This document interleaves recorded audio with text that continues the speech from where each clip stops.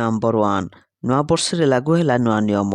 ବିଦାୟ ନେଇଛି 2024, ଆରମ୍ଭ ହୋଇଛି 2025। ଚଳିତ ବର୍ଷ ଆରମ୍ଭରୁ କିଛି କ୍ଷେତ୍ରରେ ନୂଆ ନିୟମ ଲାଗୁ ହୋଇଛି। ଏହା ଲୋକଙ୍କ ଜୀବନ ଉପରେ ସିଧାସଳଖ ପ୍ରଭାବ ପକାଇବ। ଏହି ନିୟମଗୁଡ଼ିକ ମଧ୍ୟରେ ୟୁପିଆଇ, ପେନ୍ସନ୍, କୃଷି ଋଣ, ରିଚାର୍ଜ ପ୍ଲାନ୍ ଭଳି ଅନ୍ୟ କିଛି କ୍ଷେତ୍ର ସାମିଲ ହୋଇଛି। କେଉଁ କ୍ଷେତ୍ରରେ ନିୟମ ସବୁ ପରିବର୍ତ୍ତନ ହୋଇଛି ତା ଉପରେ ଏକ ନଜର। ଫ୍ୟୁଚର ଫୋରରେ ୟୁପିଆଇ ନେଣଦେଣ 10,000କୁ ବୃଦ୍ଧି। ଫ୍ୟୁଚର ଫୋରରେ ୟୁପିଆଇ ସୁବିଧା ବ୍ୟବହାର କରୁଥିବା ୟୁଜରଙ୍କ ପାଇଁ ଖୁସି ଖବର। ନୂଆବର୍ଷର ଏହି ବର୍ଗରୁ ୟୁଜରଙ୍କ ଲାଗି ୟୁପିଆଇ ପେମେଣ୍ଟ ସୀମା 2 ଗୁଣା କରାଯାଇଛି। ଫ୍ୟୁଚର ଫୋରରେ ୟୁପିଆଇ ବ୍ୟବହାର କରୁଥିବା ୟୁଜର ଜାନୁଆରୀ 1ରୁ 10,000 ଟଙ୍କାର ଅନଲାଇନ୍ ପେମେଣ୍ଟ କରିପାରିବେ। ଏବେ ଏହି ବର୍ଗରେ ୟୁପିଆଇରେ ପେମେଣ୍ଟ ସୀମା 5,000 ଟଙ୍କା ରହିଛି। କଲିଂ ଲାଗି ଭିନ୍ନ ରିଚାର୍ଜ ପ୍ଲାନ୍ ଲାଗୁ। ଏବେ ଟେଲିକମ୍ କମ୍ପାନୀଗୁଡ଼ିକ କଲିଂ ଲାଗି ଭିନ୍ନ ରିଚାର୍ଜ ପ୍ଲାନ୍ ଆଣୁନାହାନ୍ତି। ତେବେ ପହିଲାରୁ ଏ କ୍ଷେତ୍ରରେ ଲାଗୁ ହେବାକୁ ଯାଉଛି ନୂଆ ନିୟମ। କମ୍ପାନୀଗୁଡ଼ିକ କଲିଂ ଏବଂ ଏସ୍ଏମ୍ଏସ୍ ଲାଗି ଭିନ୍ନ ରିଚାର୍ଜ ପ୍ୟାକେଜ ବିକଳ୍ପ ଦେବେ। ଯେଉଁ ୟୁଜରମାନେ ଡାଟା ଚାହୁଁନାହାନ୍ତି ସେମାନଙ୍କୁ ଲାଗି ଏଭଳି ପଦକ୍ଷେପ ସହାୟକ ହେବ। ରିଚାର୍ଜ ପ୍ୟାକେଟକୁ ମଧ୍ୟ ଶସ୍ତା ହେବ। ଏବେ ଯେଉଁ ଲୋକମାନେ କଲିଂ ଲାଗି ଫୋନ୍ ବ୍ୟବହାର କରୁଛନ୍ତି ସେମାନଙ୍କୁ ମଧ୍ୟ ଡାଟା ରିଚାର୍ଜ କରିବାକୁ ପଡ଼ୁଛି। ଯେକୌଣସି ବ୍ୟାଙ୍କରୁ ଉଠାଇ ପାରିବେ ପେନ୍ସନ୍ ରାଶି। ଦେଶର ପେନ୍ସନଭାଗୀଙ୍କ ଲାଗି ଖୁସି ଖବର। ଏଣିକି ପେନ୍ସନ୍ ରାଶି ଉଠାଣ ଲାଗି ନିର୍ଦ୍ଦିଷ୍ଟ ବ୍ୟାଙ୍କ ଉପରେ ନିର୍ଭର କରିବାକୁ ପଡ଼ିବନି। ଯେକୌଣସି ବ୍ୟାଙ୍କରୁ ଉଠାଇ ହେବ ପେନ୍ସନ୍ ରାଶି। ନୂଆବର୍ଷରୁ ଲାଗୁ ହେବାକୁ ଯାଉଛି ଏହି ନିୟମ। ପେନ୍ସନଭୋଗୀଙ୍କୁ ଏଥିଲାଗି ଅତିରିକ୍ତ ଭେରିଫିକେସନ ମଧ୍ୟ କରିବାକୁ ପଡ଼ିବନି।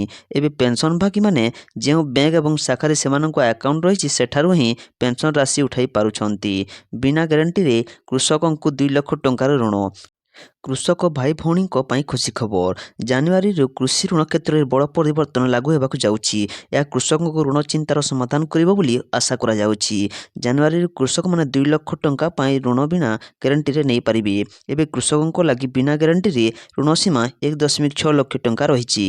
ପୁରୁଣା ଫୋନ୍ରେ କାମ କରି ହେବନି ହ୍ୱାଟ୍ସଆପ୍। ହ୍ୱାଟ୍ସଆପ୍ ବ୍ୟବହାରକାରୀଙ୍କ ଲାଗି ବଡ଼ ଅପଡେଟ୍। ପୁରୁଣା ଫୋନ୍ଗୁଡ଼ିକରେ କାମ କରିବନି ହ୍ୱାଟ୍ସଆପ୍।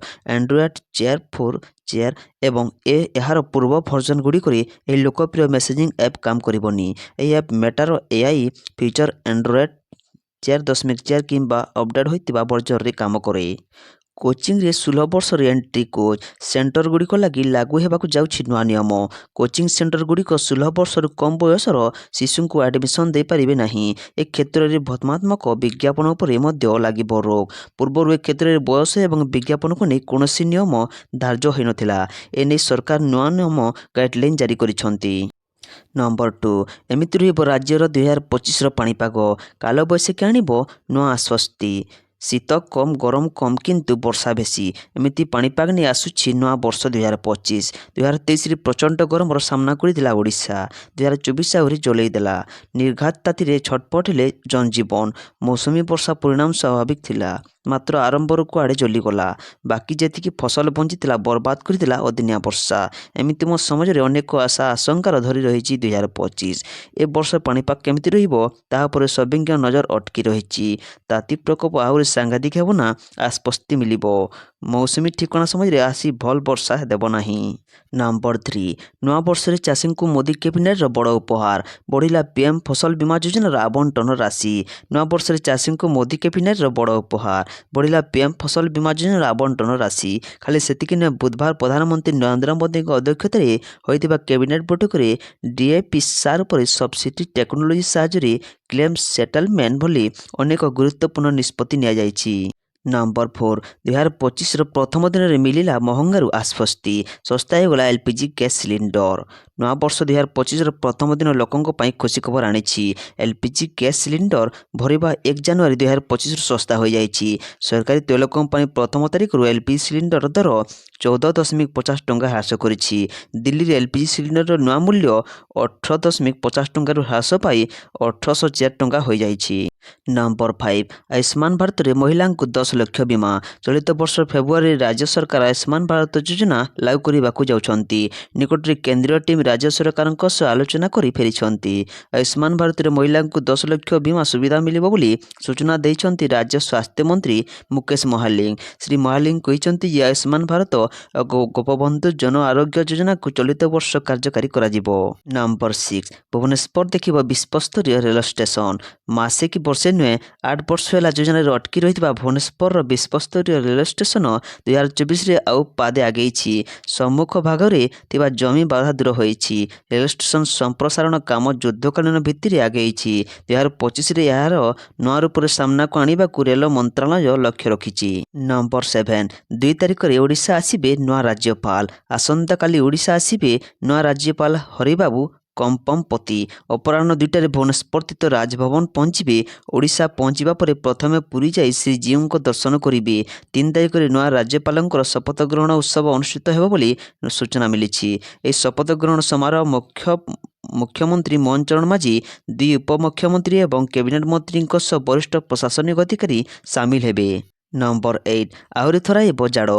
ଜାନୁଆରୀ ପ୍ରଥମ ସପ୍ତାହ ପର୍ଯ୍ୟନ୍ତ ଲାଗି ରହିବ ଶୀତ। ରାତି ତାପମାତ୍ରା 3ରୁ 5 ଡିଗ୍ରୀ ସେଲସିୟସ୍ କମିବା ନେଇ ପୂର୍ବାନୁମାନ କରିଛି ଭୁବନେଶ୍ୱର ପାଣିପାଗ କେନ୍ଦ୍ର। ଦେଶର ପୂର୍ବ ଭାଗରେ ଥିବା ଗୁରୁଚାପ ବଳୟଟି ପଶ୍ଚିମ ଦିଗକୁ ଗତି କରୁଥିବାରୁ ରାଜ୍ୟକୁ ଥଣ୍ଡା ଶୁକ୍ଳ ବାୟୁ ପ୍ରବାହ ବଢ଼ିବ। ପ୍ରଭାବରେ ରାତିର ତାପମାତ୍ରା ଆହୁତିକ ଭାବରେ କମିବ ବୋଲି ଆକଳନ କରାଯାଇଛି। ନମ୍ବର 9 ସୁଭଦ୍ରା ଯୋଜନାକୁ ନେଇ ବଡ଼ ଖବର। ନୂଆବର୍ଷରେ ହିତାଧିକାରୀଙ୍କୁ ମିଳିବାକୁ ଯାଉଛି ବଡ଼ ଭେଟି। ଏନେଇ ପୁଣି ଘୋଷଣା କରିଛନ୍ତି ଉପମୁଖ୍ୟମନ୍ତ୍ରୀ ପ୍ରଭାତୀ ପରିଡ଼ା। 2025 ବର୍ଷ ହେବ ସୁଭଦ୍ରା ଯୋଜନାର ବର୍ଷ। ସୋମବାର ଏମିତି କିଛି କହିଥିଲେ ଉପମୁଖ୍ୟମନ୍ତ୍ରୀ ପ୍ରଭାତୀ ପରିଡ଼ା। ହିତାଧିକାରୀଙ୍କ ପାଇଁ ବଡ଼ ଘୋଷଣା କରିବା ସହିତ ଏମିତି ବୟାନ ଦେଇଥିଲେ ସେ। ନୂଆବର୍ଷରେ 3 ଥର ମିଳିବ ସୁଭଦ୍ରା ଟଙ୍କା। ଲକ୍ଷ ଲକ୍ଷ ମହିଳାଙ୍କ ଆକାଉଣ୍ଟକୁ ଆସିବ ସୁଭଦ୍ରା ଯୋଜନା ଟଙ୍କା। ସୋମବାର ଏହା କହିଥିଲେ ଉପମୁଖ୍ୟମନ୍ତ୍ରୀ।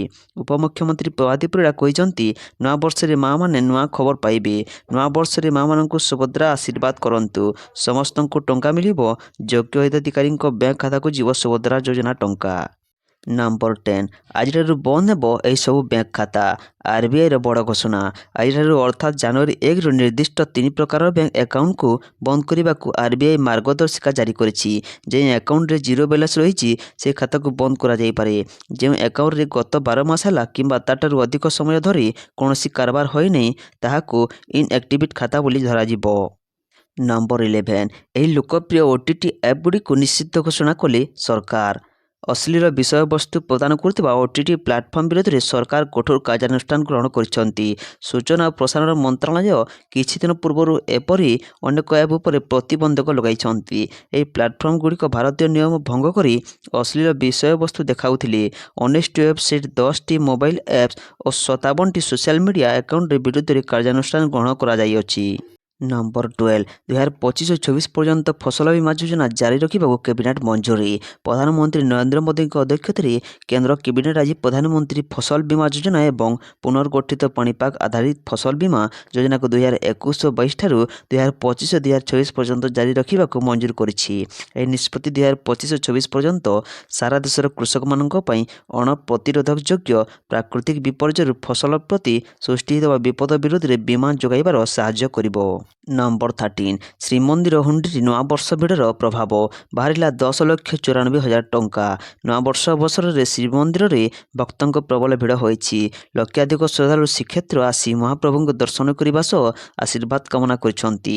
ଭକ୍ତଙ୍କ ଭିଡ଼ର ପ୍ରଭାବ ଶ୍ରୀମନ୍ଦିର ହୁଣ୍ଡିରେ ପଡ଼ିଛି। ବୁଧବାର ହୁଣ୍ଡିରୁ ବାହାରିଛି 10,94,074 ଟଙ୍କା। ଏଥିସହ 300 ମିଲିଗ୍ରାମ ସୁନା ଏବଂ 33 ଗ୍ରାମ 500 ମିଲିଗ୍ରାମ ରୂପା ମିଳିଥିବା ଶ୍ରୀମନ୍ଦିର ପ୍ରଶାସନ ପକ୍ଷରୁ ସୂଚନା ଦିଆଯାଇଛି। ନମ୍ବର 14 ମହାକୁମ୍ଭ ମେଳା 2025 ଓଡ଼ିଶାରୁ ଏବଂ ଓଡ଼ିଶା ମଧ୍ୟ ଦେଇ ପ୍ରୟାଗରାଜକୁ ଚାଲିବ ସ୍ୱତନ୍ତ୍ର ଟ୍ରେନ୍। ଆସନ୍ତା 13ରୁ 26 ଧରି ଉତ୍ତରପ୍ରଦେଶର ପ୍ରୟାଗରାଜରେ ମହାକୁମ୍ଭ ମେଳା ଆୟୋଜିତ ହେବ। ଏଥିପାଇଁ ଓଡ଼ିଶାରୁ ଓଡ଼ିଶା ମଧ୍ୟ ଦେଇ ମହାକୁମ୍ଭ ମେଳା 2025 ପାଇଁ ପ୍ରୟାଗରାଜକୁ ସ୍ୱତନ୍ତ୍ର ଟ୍ରେନ୍ ଚାଲିବ। ଭୁବନେଶ୍ୱର ତୁଲୁଣ୍ଡା ଭୁବନେଶ୍ୱର ସ୍ୱତନ୍ତ୍ର ଟ୍ରେନ୍ ଭାୟା କେନ୍ଦୁଝରଗଡ଼, ବାକୁରା, ଗୟା, ପ୍ରୟାଗରାଜ 2025 ଜାନୁଆରୀ ମାସ 1, 8, 22 ତାରିଖ ଏବଂ ଫେବୃଆରୀ ମାସ 5, 19, 26 ତାରିଖ ବୁଧବାରରେ ଭୁବନେଶ୍ୱରଠାରୁ ଅପରାହ୍ନ 12:30ରେ ଛାଡ଼ି କେନ୍ଦୁଝରଗଡ଼, ବାକୁରା, ଗୟା, ପ୍ରୟାଗରାଜ ମାର୍ଗ ଦେଇ ତୁଲୁଣ୍ଡା ଯାତ୍ରା କରିବ। ନମ୍ବର 15 ନୂଆବର୍ଷରେ ଉପମୁଖ୍ୟମନ୍ତ୍ରୀଙ୍କ ବଡ଼ ବୟାନ। ଟୁରିଜିମ୍ ହବ୍ ହେବ ଓଡ଼ିଶା। ପର୍ଯ୍ୟଟନ କ୍ଷେତ୍ରରେ ଦେଶରେ 3 ନମ୍ବର ରାଜ୍ୟ ହେବ ଓଡ଼ିଶା। ଏବେ ଓଡ଼ିଶା 17 ନମ୍ବର ସ୍ଥାନରେ ଅଛି। 2025 ସରୁ ସରୁ 17ରୁ 7 ନମ୍ବର ହେବ। 2029 ବେଳକୁ ଓଡ଼ିଶାର 3ରୁ 1 ନମ୍ବର ହେବ ବୋଲି ପ୍ରଭାତୀ ପରିଡ଼ା କହିଛନ୍ତି। ନମ୍ବର 16 ତାମିଲନାଡୁରେ ଆଦାନୀ ଗ୍ରୁପ ଲାଗିଲା ଝଟକା। ବାତିଲ ହେଲା ଟେଣ୍ଡର। ଶିଳ୍ପପତି ଗୌତମ ଆଦାନୀଙ୍କ ଆଦାନୀ एनर्जी सॉल्यूशन ପାଇଁ ଏକ ଖରାପ ଖବର ଅଛି। ତାମିଲନାଡୁର ଡିଏମକେ ସରକାର ରାଜ୍ୟରେ ସ୍ମାର୍ଟ ମିଟର ସ୍ଥାପନ ପାଇଁ ଗ୍ଲୋବାଲ ଟେଣ୍ଡରକୁ ବାତିଲ କରିଛନ୍ତି। ଏହି ପ୍ରକଳ୍ପ ପାଇଁ ଦିଆଯାଇଥିବା ଟେଣ୍ଡରରେ ଆଦାନୀ ଏନର୍ଜି ସଲ୍ୟୁସନ ସର୍ବନିମ୍ନ ମୂଲ୍ୟରେ ଟେଣ୍ଡର କରିଥିଲା। ତାମିଲନାଡୁ ଜେନେରେସନ ଓ ବିତରଣ ନିଗମ ଏହି ଟେଣ୍ଡର ବାତିଲ କରିବାକୁ ନିଷ୍ପତ୍ତି ନେଇଛି। ନମ୍ବର 17 2025 ବିଜେପି ପାଇଁ ଚ୍ୟାଲେଞ୍ଜ। ନୂଆବର୍ଷରେ ନୂଆ ଚେହେରାକୁ ଅପେକ୍ଷା। ନୂଆବର୍ଷରେ ବିଜେପି ପାଇଁ ନୂଆ ଚ୍ୟାଲେଞ୍ଜ। ସରକାର ଆସିବାର 200 ଦିନ ହୋଇଗଲାଣି, କିନ୍ତୁ ଏବେ ବି ଅନେକ ପ୍ରତିଶ୍ରୁତି ବାକି ରହିଛି। ତେଣୁ ନୂଆବର୍ଷରେ ଲୋକଙ୍କ ଭରସା ଜିତିବା ନୂଆ ସରକାର ପାଇଁ ଯେତିକି ବଡ଼ ଆହ୍ୱାନ, ତୃଣମୂଳ ସ୍ତରରେ ସଂଗଠନକୁ ମଜବୁତ କରିବା ବିଜେପି ପାଇଁ ମଧ୍ୟ ସେତିକି ବଡ଼ ଚ୍ୟାଲେଞ୍ଜ। ନମ୍ବର 18 ଜାନୁଆରୀରେ 11 ଦିନ ବନ୍ଦ ରହିବ ବ୍ୟାଙ୍କ। ଆରମ୍ଭ ହୋଇଛି ନୂଆବର୍ଷ।